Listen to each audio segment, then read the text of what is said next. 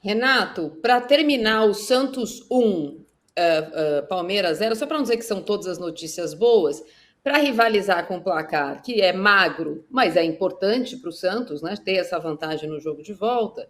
A gente teve na Vila Belmiro alguém que já disse que ia voltar para jogar no Palmeiras, que era time do coração, alguém que ia voltar para jogar no nosso Melved, que o Melved é o time da nação, e agora ele vai voltar para jogar no Santos. Não sabemos quando ele vai voltar a jogar, mas ele já definiu que para jogar a Copa do Mundo, ele também já se convocou, ele vai jogar no Santos o ano que vem, o Neymar. Ele só não falou sobre os 150 mil euros que diminuíram a pena do Daniel Alves.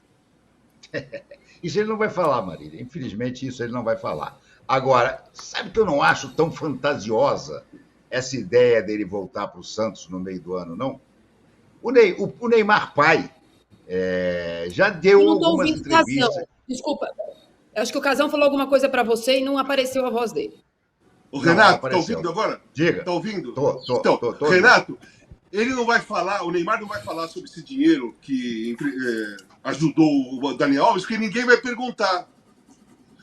Tem isso Não, também. eu vou. Tem isso também. Eu vou. Então, tem gente Primeira que pergunta, oportunidade. mas a maioria não pergunta. O Neymar, para ser justos, o Neymar pai, por quem eu não nutro nenhuma simpatia, ele já confirmou que ele emprestou mesmo, que era para socorrer um amigo.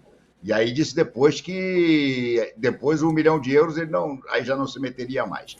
Mas o que eu digo é o seguinte: a volta do Neymar para o Santos pode ter sim uma pontinha de verdade, porque o Neymar pai já mais de uma vez deu a entender que gostaria de comprar a SAF do Santos. Então, a possibilidade do Neymar pai virar dono do Santos, usando como moeda de troca o Neymar filho, eu não acho que seja tão fantasiosa assim, não. E outra coisa, o Neymar percebeu que ele se meteu numa roubada. Ele foi para o Sauditão porque ele não tinha para onde ir, é importante ressaltar isso. Não havia nenhum clube de ponta do futebol mundial que estivesse querendo o Neymar. E ele aí simplesmente viu, se machucou e viu o Al Hilal enfileirar vitórias, virar recordista mundial de vitórias consecutivas. Eu não tenho a menor dúvida que o Jorge Jesus quer ver o Neymar pela porta dos fundos, pelo amor de Deus. Para que o Neymar vai entrar aqui para atrapalhar meu time? Não, eu vou ganhar tudo sem o Neymar. E o Neymar está se sentindo meio realmente isolado lá. Não acho impossível, sabia, Marília? Com toda sinceridade. Concordo com você, ele já disse que ia voltar para o Palmeiras, porque é palmeirense. Para o Flamengo, ele já disse milhares de vezes que ele não vai acabar a carreira sem jogar no Flamengo.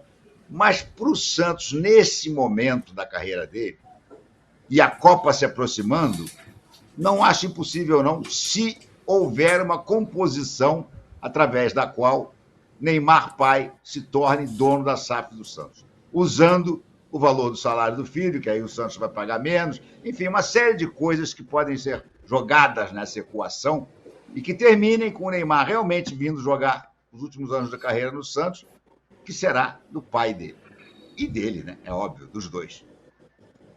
Renato, já emenda com outro time que está falando em SAF, mas SAF para o estádio, ou pedaço de SAF, ou venda de um pedaço para a SAF do estádio, ou venda futura do possível SAF do estádio, que é o Flamengo, que já é virtual campeão carioca, que já está em Bogotá, onde estreia amanhã na Libertadores contra o Milionários, e que durante essa semana, já que os assuntos futebol estão mais ou menos resolvidos, né? O Flamengo tem um grupo bastante acessível na Libertadores, um time que não toma gol, um time que vai ser campeão carioca, mas tem a história do Gabigol, renova, não renova, a entrevista que o Landim deu ontem à CBN, tem o recurso do Gabigol ao CAS para ver se diminui a punição em relação ao que aconteceu por ele burlar o exame de doping, ou tentar burlar o exame de doping, e a história do estádio, que cada vez tem uma notícia nova. Pois é, a entrevista do Landim ontem à CBN, ótima entrevista da CBN, foi reveladora. Pela primeira vez, ele disse o seguinte: olha, o Gabriel é que vai decidir se ele quer ficar no Flamengo ou não. Nós não vamos, ele deixou isso claro, nós não vamos atender aos pedidos do Gabriel, que eles consideram astronômicos, e me parece que foram mesmo. Nós vamos fazer como fizemos com o Everton Ribeiro. Nós vamos fazer uma proposta para o Gabriel renovar. Se ele tiver uma proposta melhor, ele que seja feliz. Essa entrevista, para mim, deixa muito claro que o Landim, no fundo, está querendo ver o Gabriel pelas costas. Eles vão recorrer lá a Cais, eles vão dizer que estão do lado do Gabriel e tal, mas a verdade é que, para mim, com essa entrevista da CBN, ficou muito claro que o Landim disse, olha, Gabriel pode pegar, fazer feito o Everton Ribeiro, pega sua malinha e vai ser feliz em outro lugar. Sobre a SAF, é a obsessão do Landim hoje em dia. Não há coisa que obsessione mais o Landim do que a SAF. Mais até do que títulos de Libertadores, Brasileiro, todos Copa do Brasil, tudo que o Flamengo puder ganhar. Se o Landim tiver que trocar todos esses títulos pela aprovação da SAF, ele troca sorrindo.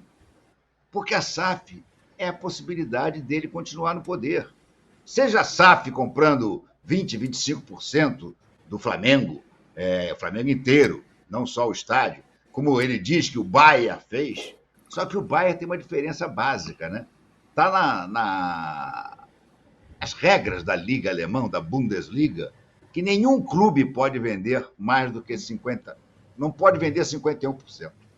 Então, o Bayern não corre o menor risco de, aos pouquinhos, os acionistas irem comprando mais um pouquinho, e daqui a pouco serem donos do clube. Que é o plano do Landim. Eu não tenho a menor dúvida disso. O Landim quer, ele e os seus amigos e a sua turma, comprar o Flamengo. Esse é o sonho deles. E a maneira deles chegarem a isso é, primeiro, fazendo passar uma SAF, através da qual eles vão ter gente nessa comissão da SAF, muito possivelmente o próprio Landim, que o sonho dele é ser o CEO da SAF, para depois, aos pouquinhos, ir fazendo as coisas que precisam fazer para tomar conta do Flamengo, para virarem donos do Flamengo. Esse é o sonho do Landim, mas eu acho que ele não vai conseguir aprovar. E em relação ao estádio, ele falou uma coisa que eu acho muito preocupante. Ele quer primeiro comprar o terreno e depois ele vai decidir como é que ele vai financiar esse estádio. Se vai ser por SAF, se vai ser por investidores particulares que vão ganhar lucros do rendimento do estádio no futuro. Gente, isso está completamente tudo ao contrário. Periga eles comprarem esse terreno e ficarem como um elefante branco, durante anos a fio, sem poder fazer. Ele precisa ter um projeto, esse projeto ser aprovado pela Caixa e pelos sócios do Flamengo, e esse projeto ter desde já um embasamento de como é que vai ser investido, quanto vai ser investido, quem vai investir, aí sim ele vai lá e compra o terreno. Mas, pelo visto, não vai acontecer nada disso, ele vai comprar, ou vai tentar comprar o terreno, porque ele tem o dinheiro para pagar os 400 milhões que a Caixa quer. Ele quer dar 250, a Caixa quer 400. Discute aqui, discute lá, fecha por 300 e pouco. Isso ele tem, em caixa. Agora, e aí? Só depois é que vai discutir o que vai fazer no estádio? Acho uma maluquice completa. A entrevista do Landim ontem, para quem tem um mínimo de senso crítico, é bastante preocupante. Sabe o que é preocupante, Danilo? Eu não sei nem se é preocupante, se é engraçado, se é cansativo. Você acha aí um adjetivo que cabe melhor? O Textor hoje, que primeiro disse que o Arthur Jorge tem contrato sim, está assinado, mas o Braga disse que não tem, veja bem. Então o técnico continua sendo o Fábio Matias para a estreia do Botafogo, que também estreia essa semana na Libertadores, o único time que estreia em casa dos brasileiros, os outros estreiam fora. Ele, de novo, em uma entrevista, um podcast, disse que tem provas contundentes, que o Palmeiras, nos últimos 2 anos, foi beneficiado pela arbitragem. E que não vai, apesar de tudo que aconteceu, ele não pode deixar esquecido o que aconteceu em 2023. E aí? Cansativo? Piada, caricato, personagem? Eu acho que dá para falar até quase que é quase criminoso também, né, Marília?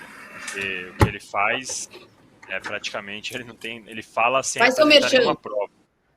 Faz seu merchan, eu vou Danilo. primeiro dar a informação, que inclusive já está na minha coluna, como vocês podem ver pelo horário, subir enquanto eu conversava com vocês aqui.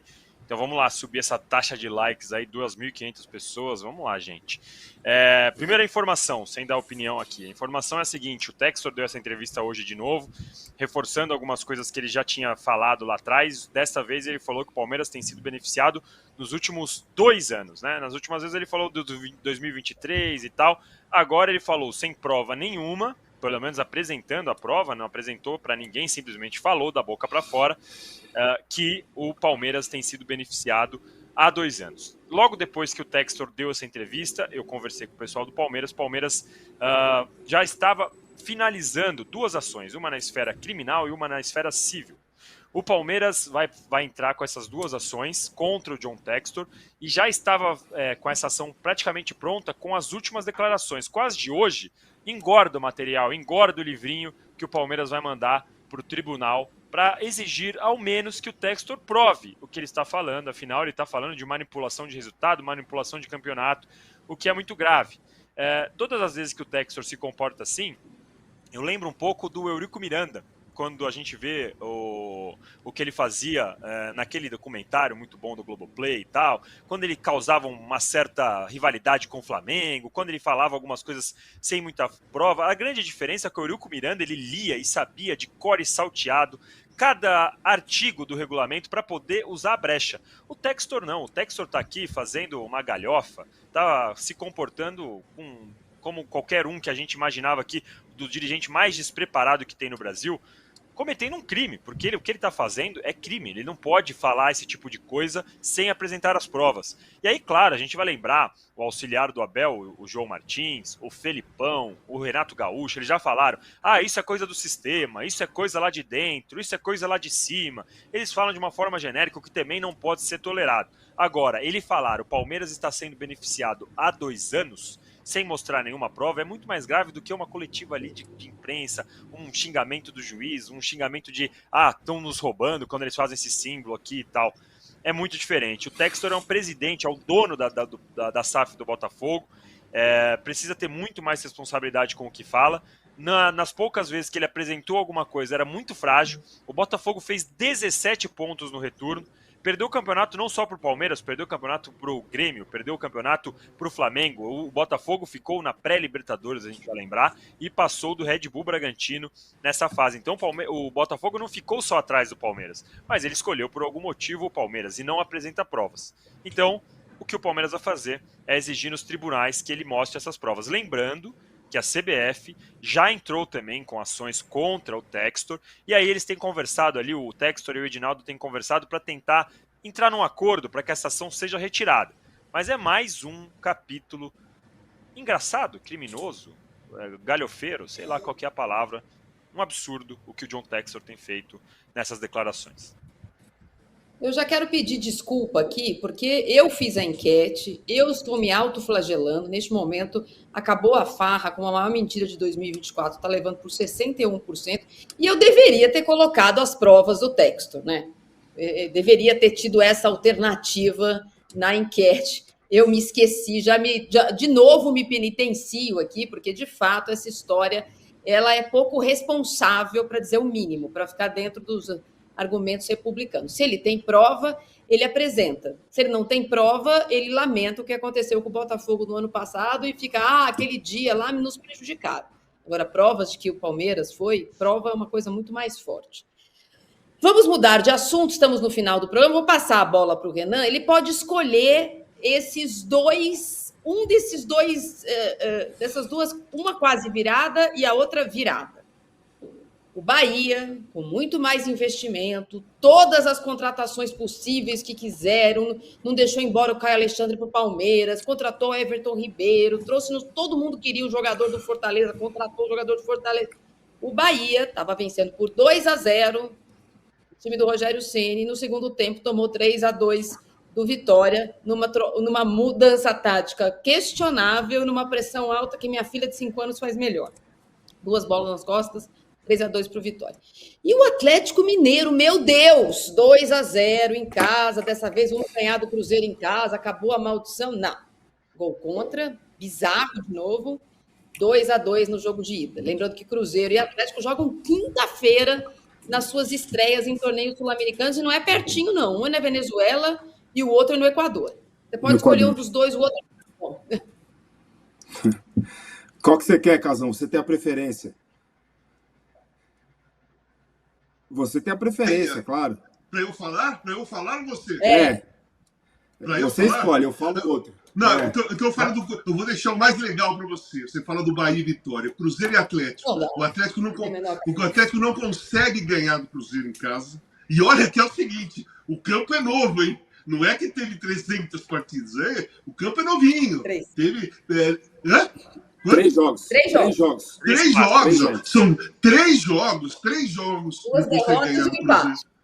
2 derrotas e um empate. E o lance é que o Cruzeiro joga pelo empate agora, né? Nessa segunda partida. O empate dá o título ao Cruzeiro, né? E, então, esse time do Atlético todo recheado de grandes jogadores, de contratações e tudo mais, não consegue andar desde quando ganhou a Copa do Brasil e o Campeonato Brasileiro, que foi 2021. Foi isso? Isso. 2021. De 2021 para cá, o Atlético só tá enrolado. Só enrola. Sobe um pouquinho ali, que nem no Brasileiro ano passado, mas não consegue chegar nem perto daquilo do planejamento que eles fizeram. Dos planos do Atlético Mineiro. Depois de 21, o Atlético não consegue nem chegar perto. Se classificou para Libertadores, beleza. Subiu bem na tabela, mas é muito pouco para tudo que o Atlético tem e para os jogadores que ele contratou. Para mim, eu gosto muito do Atlético Mineiro, tá? Eu até já falei diversas vezes que um dos meus sonhos era ter jogado no Atlético Mineiro. E não joguei, obviamente. Mas gostaria muito de ter jogado no Atlético Mineiro. O Atlético está muito longe de chegar perto do planejamento que eles fizeram desde 2021 para cá. Está longe. Só 21 funcionou. De lá para cá, muito longe.